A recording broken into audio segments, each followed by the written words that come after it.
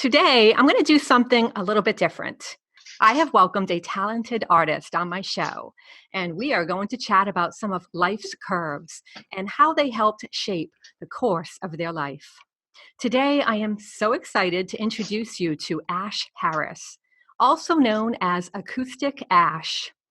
Ash is a prolific indie singer-songwriter who continues to excel within the songwriting field, whether it be through political poetry or the ever emotionally evoking sincerity of Ash's interpretation of everyday events, such as loss, love, money, and politics.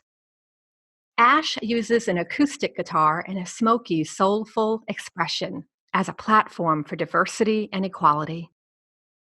Rumor has it that if you stick around to the end of this episode, you will be in for a musical treat.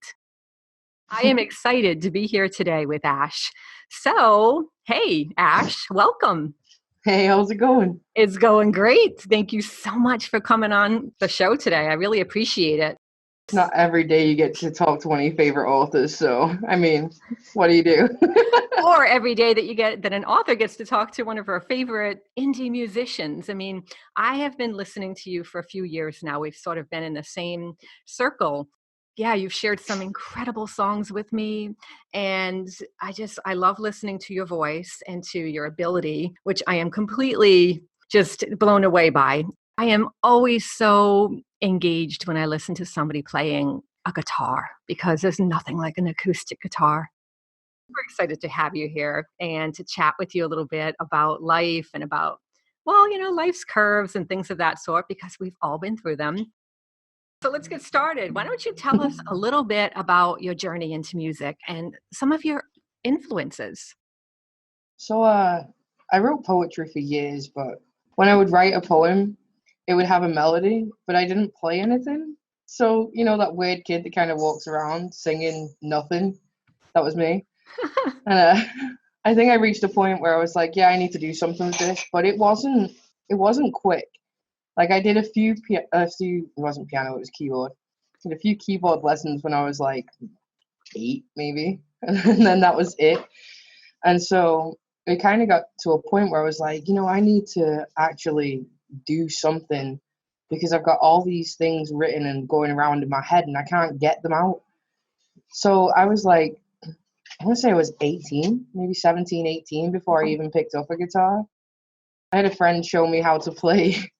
He was a big country fan, and so he showed me how to play a Garth Brooks song, and that was the start of it.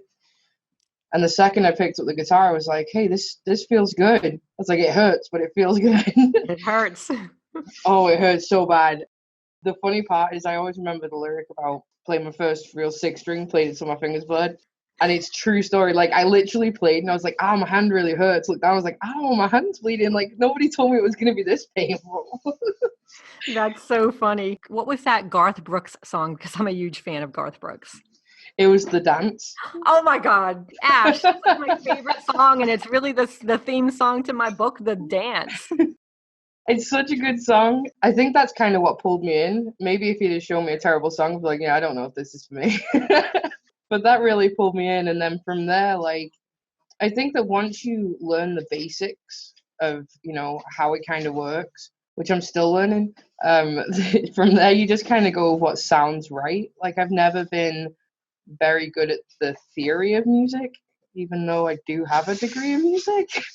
But I was always more of like the performance side and the feel side. And so even now when I write, I don't sit and think, oh, this chord goes with this chord in this key. And I'm like, yeah, I'm just going to tune my guitar until I like the sound of the strings, and then we'll go from there. Yeah. Where are you in your musical career? Like, you're unsigned at this point. Tell me what your life is like as a musician. So right now I still have a full-time job as well as doing music. I'm always on the go. Like, you'll work your normal Monday 9 to 5, but then after that, straight after, it's either rehearsing or writing or gigging.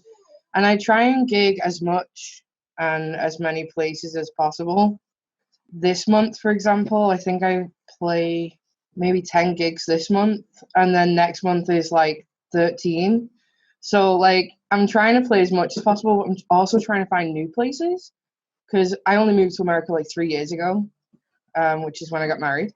And so I'm still trying to like tell people, no, I can do this. I promise I can come in there and play for you, and I won't like break your speakers and stuff.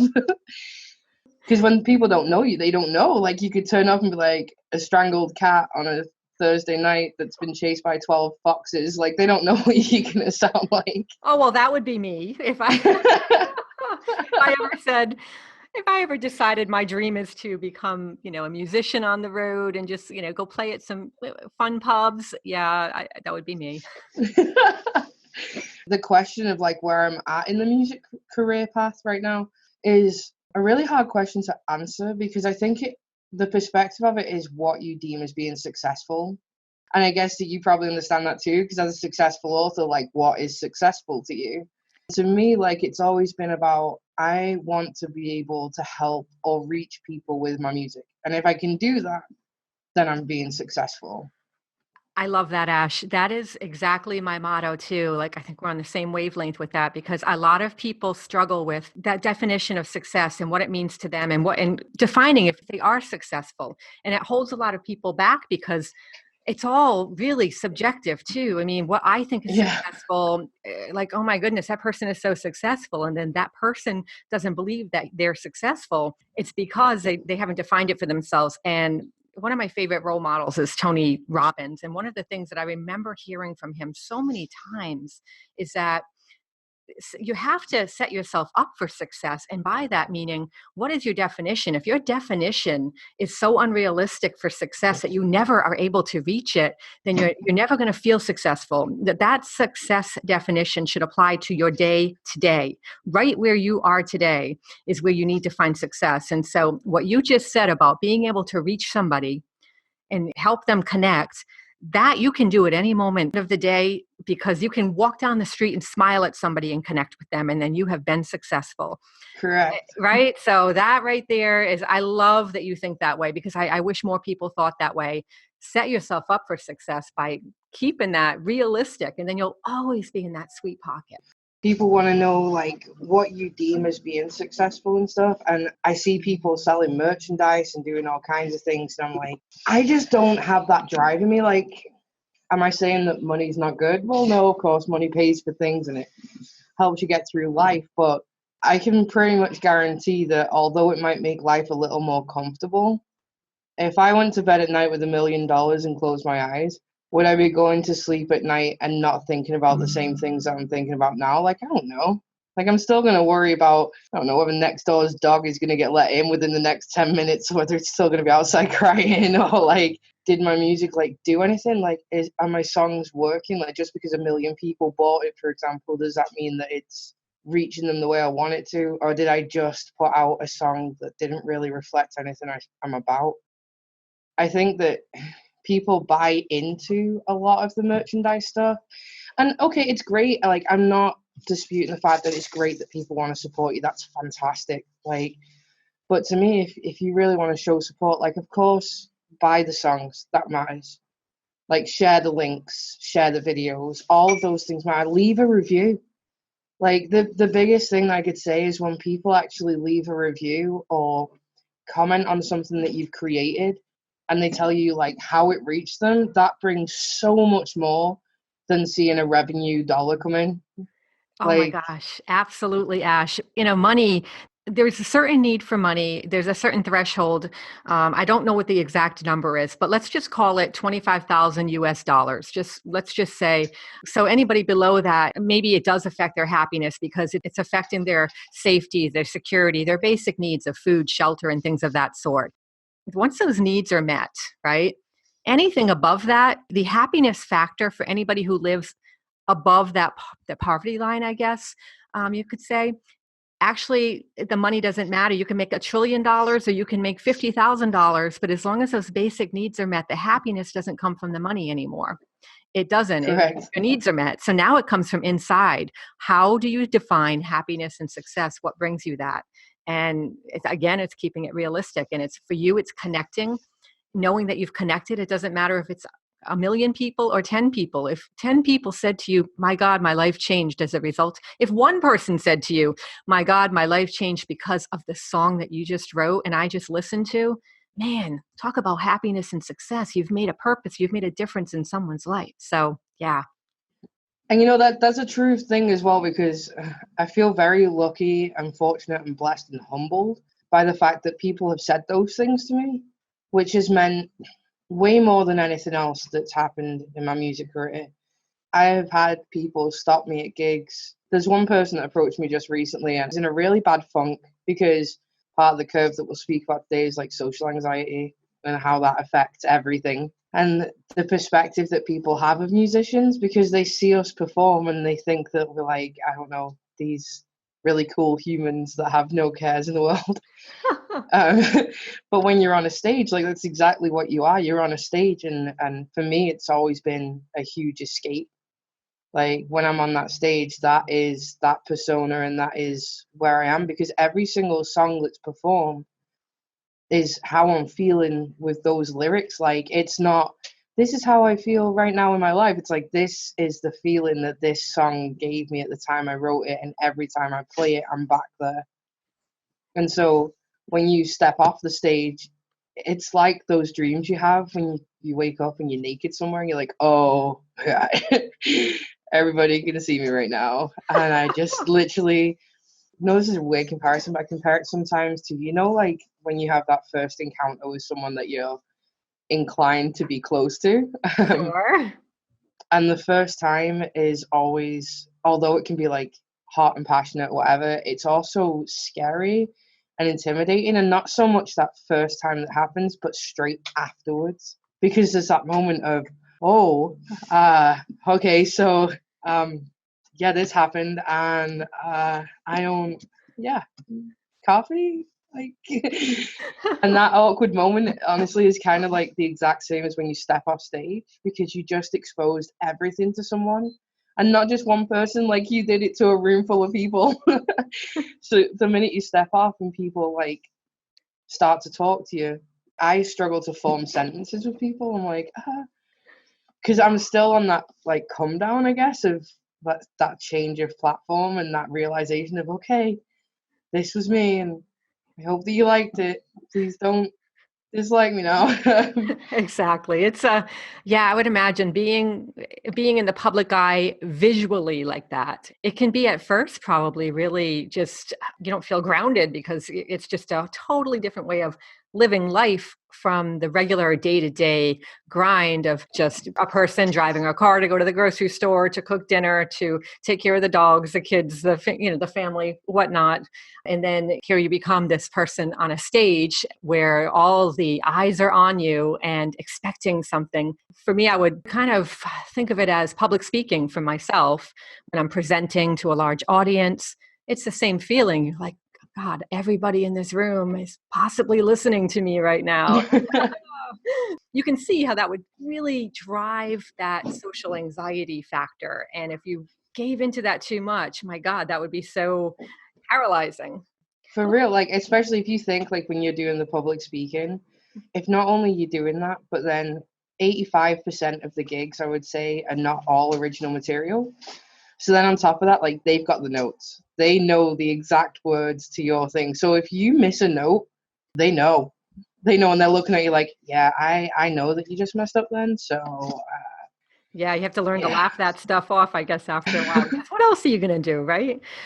Ash, let's talk a little bit about life's curves, because this is Curves Welcome. And I love to talk about ways that people have taken what life has given them and made something better of it or triumphed in the end. So do you have a profound curve that you faced in your life that you'd like to speak about today?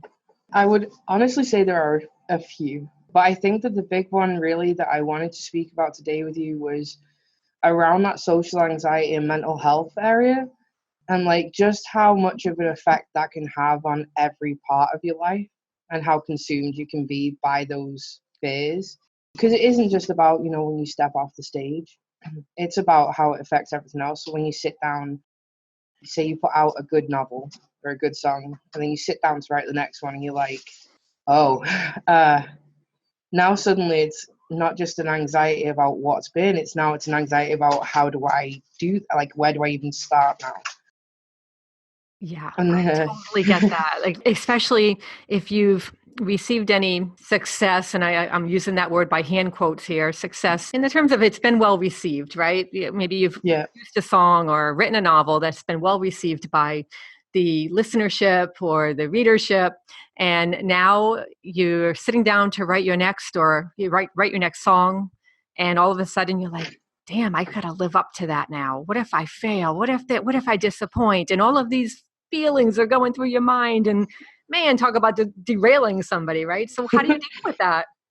right. And then on top of that, I mean, not to forget that you're in a field that is saturated with budding artists, new artists, older artists, people that people know, people that people don't know, like. And so you're literally surrounded by all of these things, and then to add on to that, you have like the press, and you have magazines, and you have the radio, and you're listening, and you can be swallowed up in the whole. My music doesn't sound like this, and my lyrics don't sound like that. Is my song catchy enough? Like, do people want to hear this? Is this too depressing to play at a place? Do people even really want to know about these things? It took me a while to embrace the way that I used to write. So when I originally started writing even poetry, it was always real. Like, it was, this is my experience in life, and I don't feel I should have to hide this from you.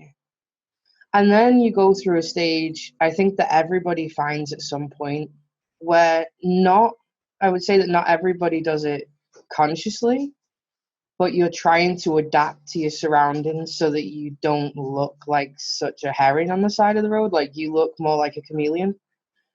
And so at times, you're showing parts of yourself, but you're not really showing your full self because you don't want to be completely exposed.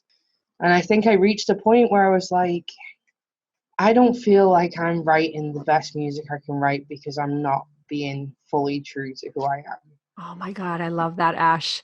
It's such a profound thing to say and to realize, because as an artist has to dig deep. They have to have gone through life, and they've got to be able to dig deep and be that authentic self, because you know what?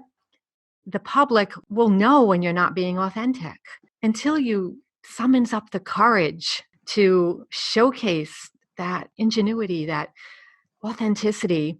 I think it's really hard to connect. And if, as we talked about earlier, we define success in the career of a musician, a writer, any other artist, to be connecting with whomever you're creating that art for, then to have true connection, you've got to be authentic.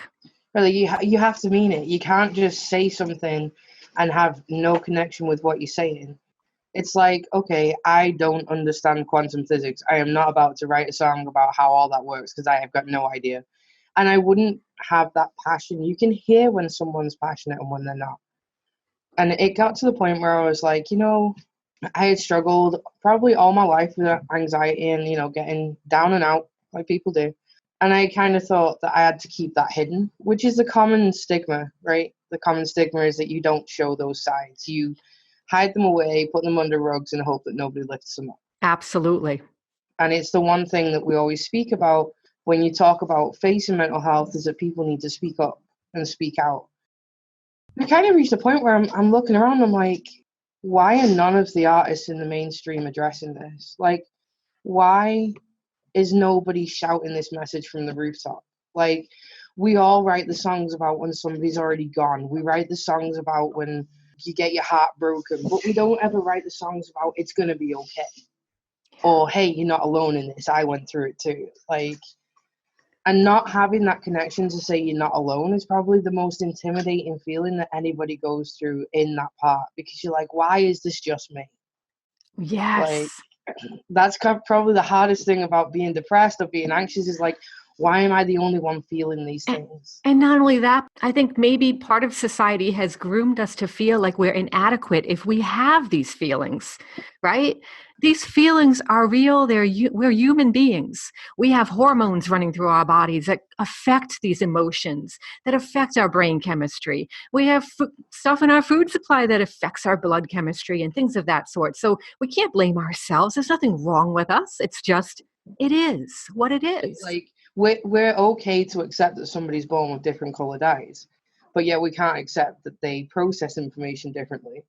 Okay, I can accept that you were born and now you're 6'4" and I only reached 5 foot, but I didn't. I'm 5'6", but like you reach that point where you think, okay, well, why doesn't anybody understand that I can't do things that way? And you see it in all different areas of life. Like when you go to a bar, for example, okay, and you order a drink and they get your drink wrong. How many different reactions do you see to that just in one setting? Like you see the person that loses their cool. And then everyone's like, oh, that guy's a jackass. And you're like, oh, he's just having a really bad day and that just tipped the iceberg. Like you don't know. But our initial instinct is I feel like we're groomed to judge before we like give any kind of empathy to it. Now, unfortunately, I am a huge empath, which I say unfortunately because sometimes I feel like there is a scale. And if you're somewhere in the middle, I feel like you're doing okay. You know, yeah, you're going to mess up sometimes. You'll judge a little bit. Hopefully, you're a good enough person where you're going to accept the fact that you probably shouldn't have done that at that point. And then you'll feel a little bit bad about it, but then you'll get on. And like, I feel that's middle of the scale, you know. Yeah. Then you have the other side of the scale where you have no empathy and you're a narcissist. Like there's that side of the scale. And then there's the other where it's like you can't even watch a TV advert without tears because you're like, I can't believe that they didn't even know that there was a surprise inside that Kinder Egg. Like that's the kid's face was just precious. You know, and it's stupid things like that I would say I am tipped that way. But to the point where I feel really connected with people.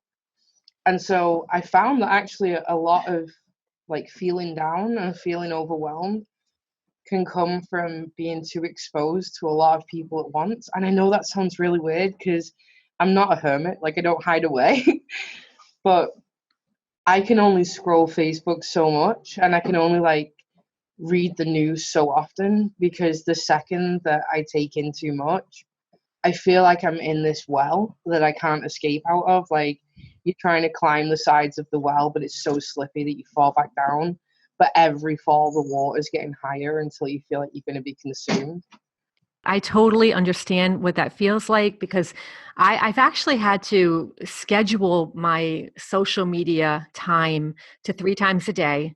And I'm pretty strict about that because I tend to be the same way, especially, gosh, I'm an animal empath. Like I can't Okay. handle when I see anything negative about an animal. I don't care what it is. I can't handle it. I will have nightmares about that for a week. And I know people mean well. They're sharing things like to bring awareness. I understand that, but I just can't handle it. It literally puts me in the bottom of a well that keeps growing by the day. So I understand that completely.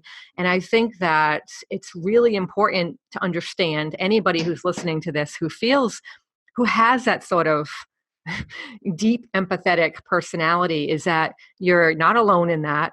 It doesn't make us weak people. If anything, it makes us stronger because we feel very deeply, and that's a good thing. But I think that we need to be able to say, hey, this is who I am, and I am okay with that, and do what I need to do to take care of myself. Yeah. Like those coping mechanisms are a huge factor because if you don't put them in place, and you will hit rock bottom very quickly. And that's okay. People hit rock bottom and it's just about knowing there's a way back out of there. Can we talk about that? Like what Oh some of yeah, the coping mechanisms are? absolutely. So I found at some point I hit rock bottom. I mean, like I was at the bottom of the well, and I was submerged. I didn't think I would ever get back out of there. I asked my mom if she could bring me my guitar, and she was like, "Yeah, I'll bring you your guitar." And so I started writing music that was, there's my dogs. A dog break. I love it. I love it. So I started writing music that was a reflection of my life through the way that I saw it and felt it.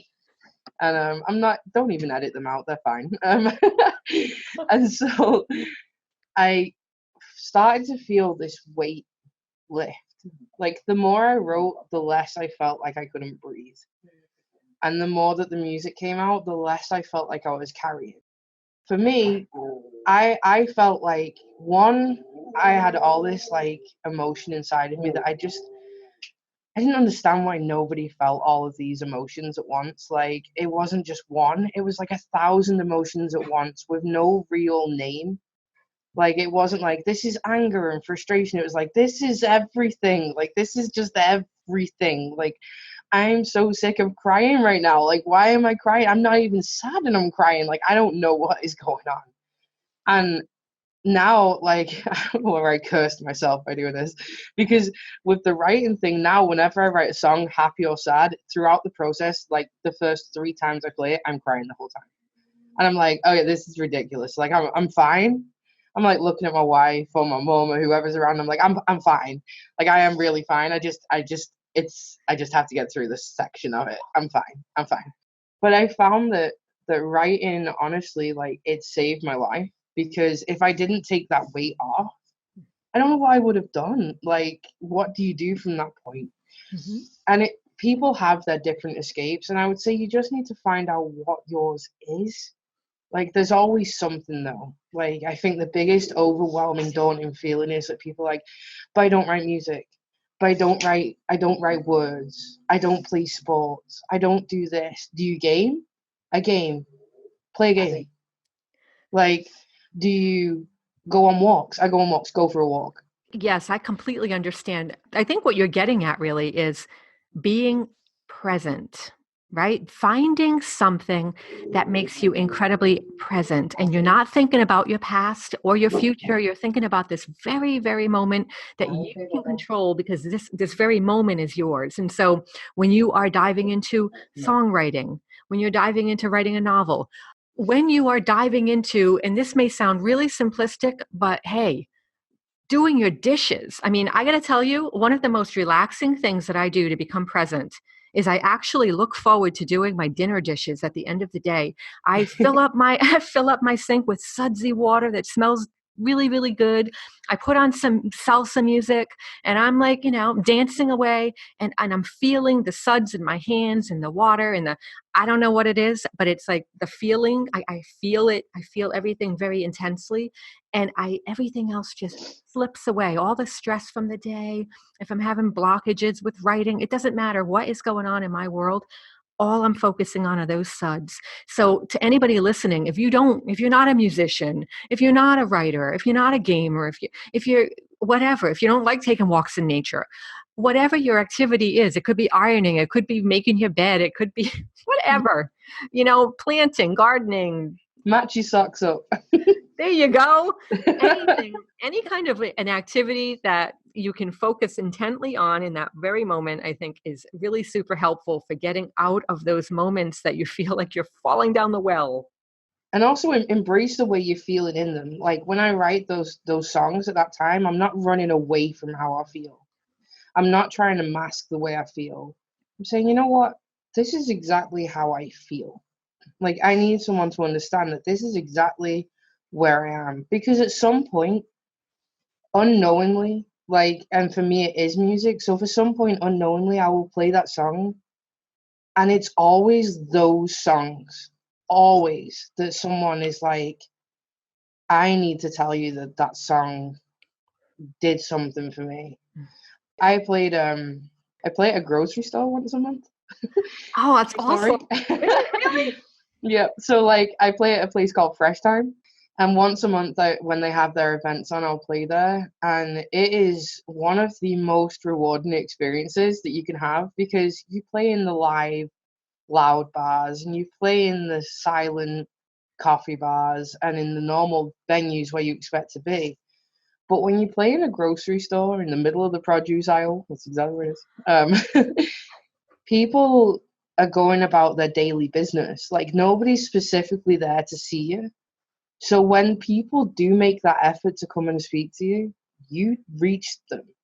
There isn't a question of, are you here because you came to see me, or you're here and I just happen to be here and you feel like it's courteous. It's, you took time out of your day to come and say hello to me. And the last time I played there, just a couple of weeks ago, I was playing a song, and this girl walked in, and I watched her like walk around the store, and she looked a little bit like she wasn't in a normal stride. I've never seen this girl before. But you pick these things up. And she was with a friend, and I could see that a friend looked concerned. Like the whole time that they're walking, I can see this friend looking concerned, and they're walking around. And I thought, I wonder if she needs to hear something. And so I played this song. And she came over at the end of the song, and she just wrapped her arms around me, and she was crying, and she was like, I needed that. And I was like, wow. I was like overcome with emotion. I'm like, Oh, I'm glad that I could help you today. And she was like, seriously, you have no idea how much that means to me. Like, thank you so much. And I was like, wow, like how can like we just interact that way and suddenly like you're making a difference to someone, man, like that's that's huge. amazing. Yes. And I was like, it's at those times when you figure that if you didn't embrace, and by embrace, I don't mean dwell in, I don't mean get lost in, I mean embrace what you're feeling, accept it, voice it, and then learn to move from it. Like those are the things that we need to do in those times. Because if you don't embrace it, if you shrug it off, it builds. Like if you don't put something in its place and you put it in a closet, for the first 100 times, you're probably fine. But by the 1,000th time, everything is going to fall on you. And at that point, you can't get out. There's nobody at home to save you. You have to start saving yourself bit by bit. And at times, you are going to put things into that closet. You will. At times, you'll put one thing in. But take the time, take the mental health time to break away from your everyday life and give yourself some quiet. You need it. You need that time that is and I call it mental health time, but you need that time that is you time. We speak about you time very freely, and people see you time as, oh, you time is when I'm going to make my body better and go to the gym. You time is when I'm going to clean my bedroom. You time is you time. It is taking time to process life, categorize it, and move on with it. Like you need that time. I call that wiggle time. Because, and so I just spoke about this in my last podcast, wiggle time, the importance of it. And my dog, Bumblebee, the one that she passed away in July, she taught me the importance of wiggle time. And what that means is it's like, you've got to take time. Like she demanded that I sat down with her for a few minutes every day. Like she demanded, sit down with me and pet me and do nothing else. Don't look at your phone. Don't watch television. Don't sip coffee. Just sit here and be with me. And I feel like that was my time. It's really important to be able to decompress, like you said, and process life and to not run away from it. You're right.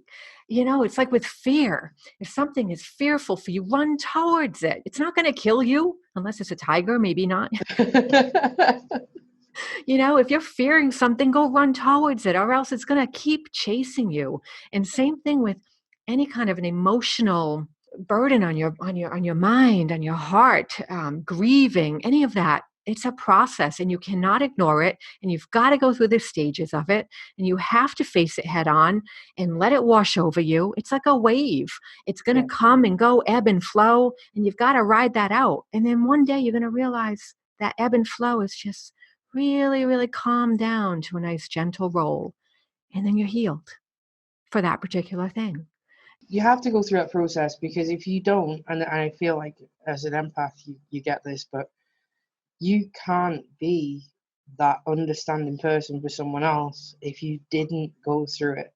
Oh, Like I couldn't tell you, and I don't even mean tell. Sometimes it's just being there.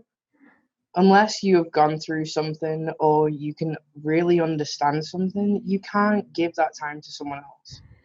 Like, you talk about dog time. I mean, today you've actually seen my dog. There So are two cute. of them, but you've seen one. But he does that, and Gemini, our other dog, does the same thing that Bumblebee would do. But now she's taken it to a new level, so she can tell when I'm stressed. And I'll sit down on the sofa, and she'll come and sit next to me. And she's not small; she thinks she is, but she's not. Um, and she will literally sit there and er. I'm like, what do you want? I'm looking at her, and she's like, and unless I literally like put hands on her and start stroking her, she won't stop. She will literally be like, no, like, I'm here, love me. And Ozzy never used to do it, the little one, and now he does. He'll sit there and be like, like, he has the most hilarious little pet me bark. It's not a bark, it's a I love it. Animals are so intuitive. They understand what we're feeling, and they are the greatest sources of healing. Oh my God, I miss having the dog energy in my house. We are going to be pet sitting soon, so I'm so excited. I've got 2 pet sitting engagements coming up, and I just can't wait. I go for a walk in my neighborhood every day, and I'm like, I stop every single dog. I eat up that energy because their energy is amazing and their love is amazing. I feel that with the same way. So the empath thing with the dogs, I'm totally with you. Like, that whole Facebook and avoidance thing, I'm with you. Like, stupidly, even to the point when we first got our cat, we went to work and I was like, oh my God, what if the dog eats the cat? Oh my God, what am I going to come home to? I was like, such a mess. I was like, I need to go home at lunch. And I went home and they were cuddled together. I'm like, seriously, guys, like, this is what I was worried about. That whole worry, I think you're right. Animals bring so much comfort. And I know that there are some people that don't take to pets. I mean, I don't get it. I say I get it, but I don't. I wish I did. I guess the reason I don't get it is because I've been lucky enough to experience just how much an animal brings to your life. Even now, when he's growling at the window for no reason whatsoever, probably a squirrel, in his shirt nonetheless. um, they just bring elements to your life that without them, I mean, right now, if I wasn't doing this interview and I was sat in this house alone, it would be silence, right? It would be that complete and utter silence. But here he is, like, making his little noise and trying to tell the world that he's 6 foot tall when he's like 1 foot tall. I love it. Oh my God. Animals can bring all that comfort, and I think it's important, like you said, to find those things. Like, yes, face your fears, run at them, walk towards them if you need to, find what helps you to cope. Like, an animal can be more than just a friend and a family member. Like, they become part of your coping mechanism, like, for sure. I mean, you would think of a partner that way, right? You go to Absolutely. bed at night, you speak to your partner. Hmm. Well, sometimes people don't feel that comfortable trying to explain how they feel to their partners. You can always tell your dog. The And they don't dog. even look at you with judgment. They're like, no. My dogs knew everything about me. Like, I held nothing back from them. They heard everything, whether they wanted to or not. I know Right? exactly. That is so funny. So, all right, we've talked about coping mechanisms and such. I like to ask this question because I feel like it's important to be able to share. I have this motto of learn it and share it. So, like, you learn life lessons and you share them. And maybe along the way you can connect with somebody and they can learn it too and feel better. And I think that your dog Oz agrees because and Oz is like, yes, yes. Anyway, a little dog humor inside there. So, what would you say to somebody who is facing a similar challenge in life? What would your piece of advice be to them? I think I would tell them that they're not alone, first and foremost.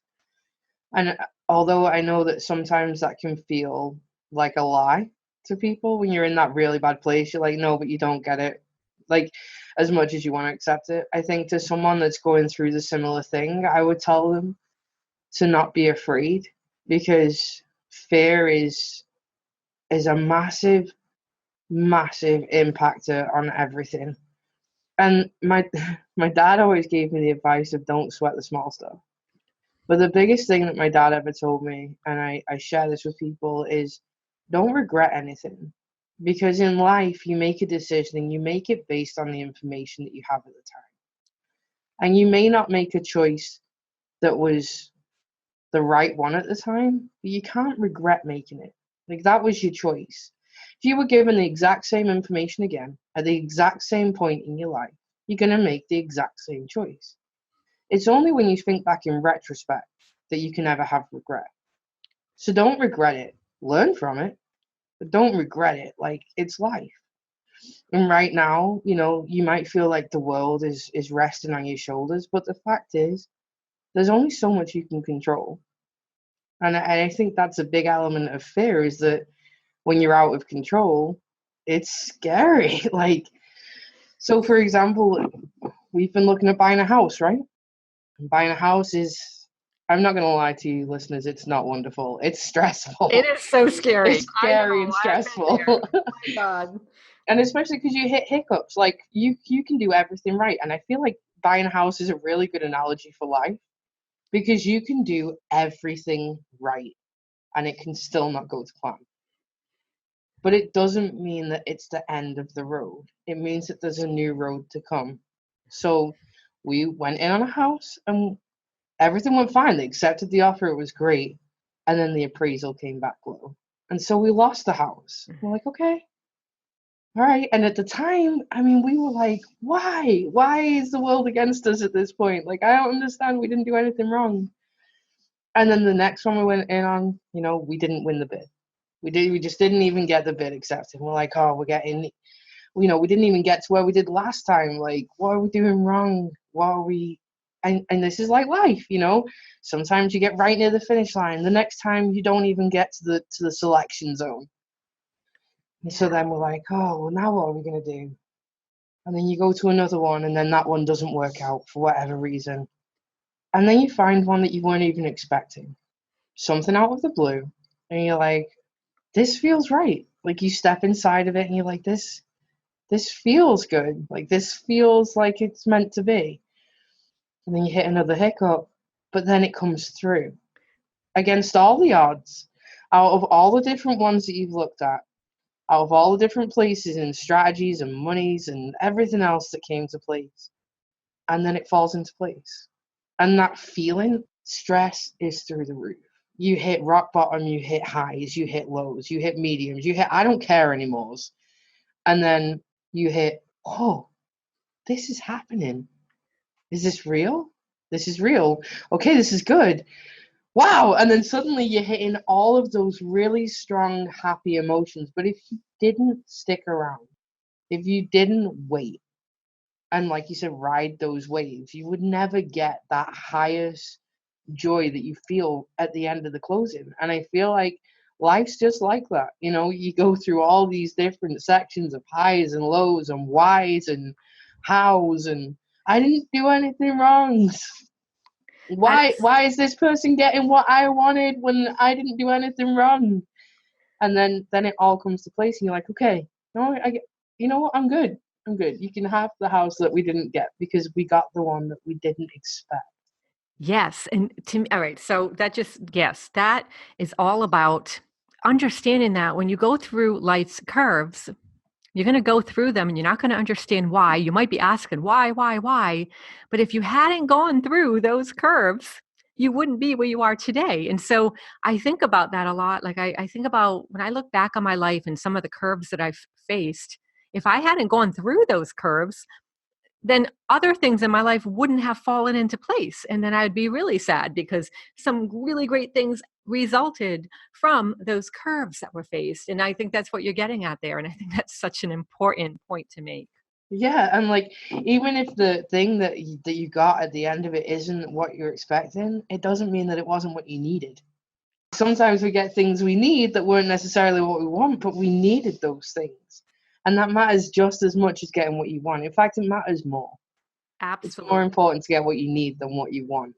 We wouldn't even be having this conversation if I hadn't have reached a low point and started writing, because I wouldn't have picked up your book. Like, I was taking time to find time for me, and I was like, I always really struggled with reading. Worst thing to say to an author. But because I didn't feel like I could connect with a lot of what was being written, and I was like, I can't do this. People were like, oh, did you read this bestseller? And I'm like, no, I didn't. No, sorry. And I was like, I need to read from someone that I feel like I connect with. And I was browsing through these different books, and I was like, I like this. I'm gonna try this. Oh, And I took the book, and I was working security at the time, and so I had all this time to myself. And I was like, okay, I just read this book in like a day. I was like, remember what book it was? yeah, so it was The Muse. And I remember that after I had read it, it connected with me so significantly that I left you a review. And just for the crack of it, because of the way that they had met online with the winky face, I left that in the review for you. And that was how we started talking. And then from there, like, I feel like we just developed this friendship over our mutual like for things like animals, dogs, especially. And also like the way that you're always, even when you're not trying to, you're trying to make the world a different place. Like you I feel like every action that you take is the action of an empath. Like you process, and then you try and build bridges and make connections with people. And it's always been very real with you. Like you can see some people that get reviews or that get things and they never reply to people.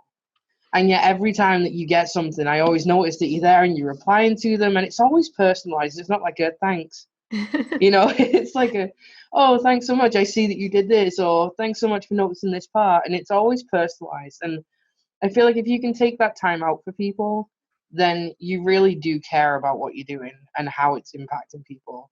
And so I think it's really cool that our paths connected places because I stuck around through the curve. And now, like, although we've gone through different curves along our own times, like we're right here now having this conversation, and it's a really cool conversation to have. So it's like, again, a conversation that I feel like I needed, because you get to places in your life where you're like, am I still doing the right thing? Is this right? Am I the only person? Am I weird? I am slightly weird, but that's Well, that's okay. good. We have to be weird because I'm weird too. If I wasn't, you have to be weird. That's what makes the world colorful and fun. And I'm just really grateful of the fact that we can be here today having this conversation and hopefully reaching some other people that need this conversation. This is what I mean by what you need. You can get what you want. You can also get what you need.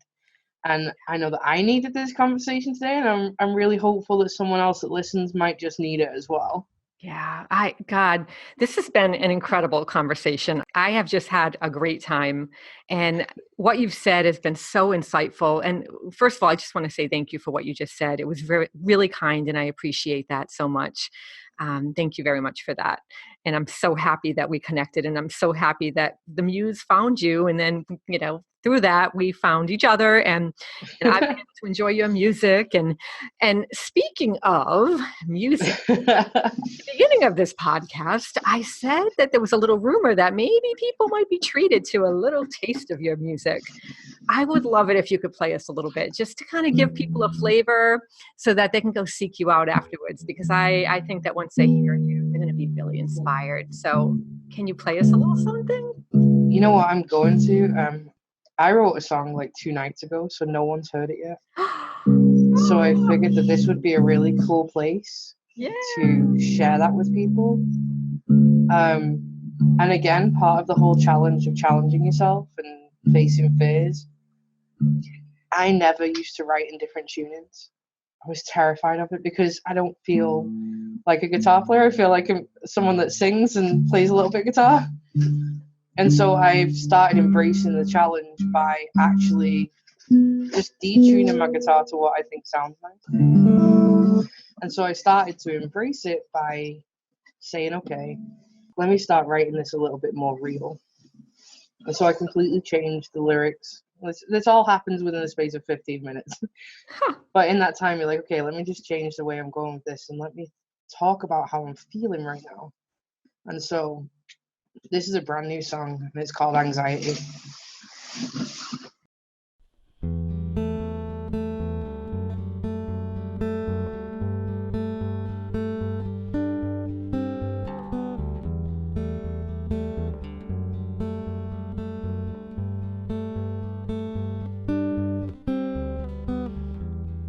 Turn the light down so I can sleep.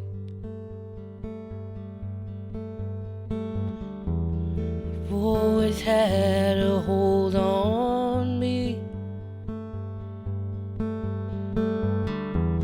You grip too tight and can't breathe. Oh, you live by your name, anxiety. And all the feelings that I have, I can't find the words to say. It curses through my veins. And all the words I tried to write just to get you out my mind, but you won't leave. Anxiety.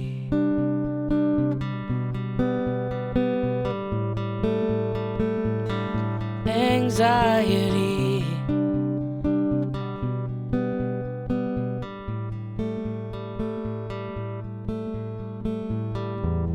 Shut the door so I can't go. I don't need the world to know that when I'm scared I tend to flee. Oh, damn you, anxiety. And all the feelings that I have, I can't find the words to say. It curses through my veins. And all the words I tried to write just to get you out my mind, but you won't leave. Anxiety.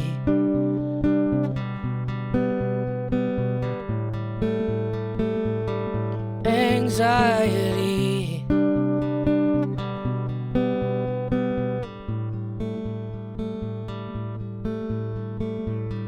Count back from 10 and stop. Picture hands upon the clock. Take a breath and try again. Oh, I've done it all, but it never ends. And all the feelings that I have, I can't find the words to say. It curses through my veins. And all the words I tried to write just to get you out my mind, but you won't leave. Anxiety.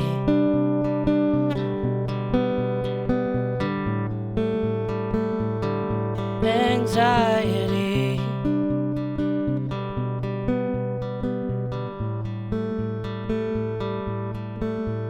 And breathe. Oh my God. That was amazing. That was so amazing. Thank you. Oh my God, Ash. Honestly, you just blow me away. Oh my God, people listening to this are going to be blown away by that. That was so deep and so real and so raw. Thank you so much for sharing that. It's an absolute pleasure. Like, it started out as kind of like, it was almost like a love song at first, and then I was like, I don't feel like I'm consumed by that right now. Like, right now I feel like I'm consumed by anxiety. And I was like, what's the link? And I was like, well, the link is that sometimes you're smothered, right? And you can feel that in relationships too. Once people hold you, like maybe they're holding too tight, and all those like relationships, like when you walk out the door and it's like anxiety can make you run away. And I was like, okay, maybe there's a link that I just need to find. And Yeah. And honestly, it was almost like it wrote itself from there. Like, as soon as I had found that, like after that, I'm like, okay, hands off, someone else. Yeah, it was sent this. totally amazing. Ash, thank you so much for being here and sharing your story. I'll include links in the show notes for listeners so that they can find you and tune in to your beautiful music. It's been a true pleasure. And thank you so much for being on here. Thank you so much for having me.